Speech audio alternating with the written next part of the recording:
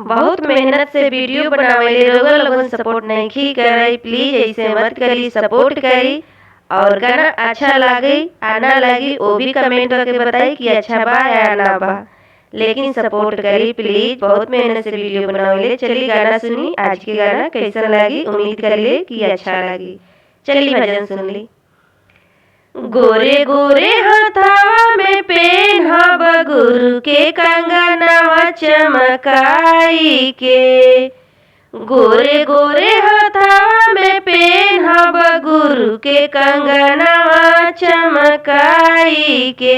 सजनवा सजनवा कंगनवा लाई दगुथाई के।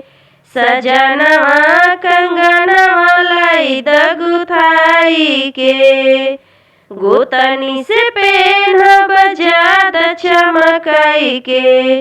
गोतनी से पेन्हब ज्यादा चमकाई के।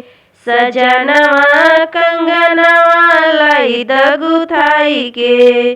सजनवा कंगनवा लाई दगुथाई के।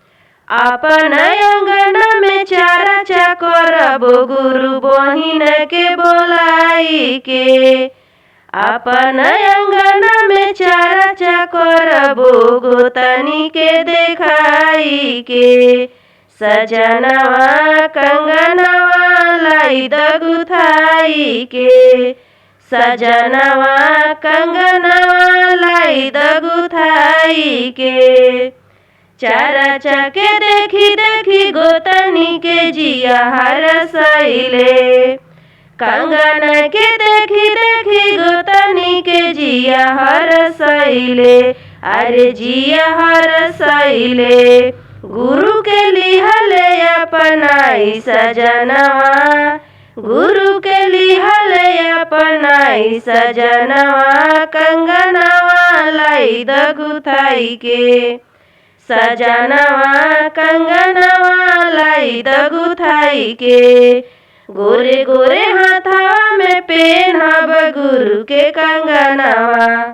गोरे गोरे हाथावा में पेन्हब गुरु के कंगनवा। सजनवा कंगनवा लाई दगुथाई के। सजनवा कंगनवा लाई दगुथाई के। हर हर महादेव।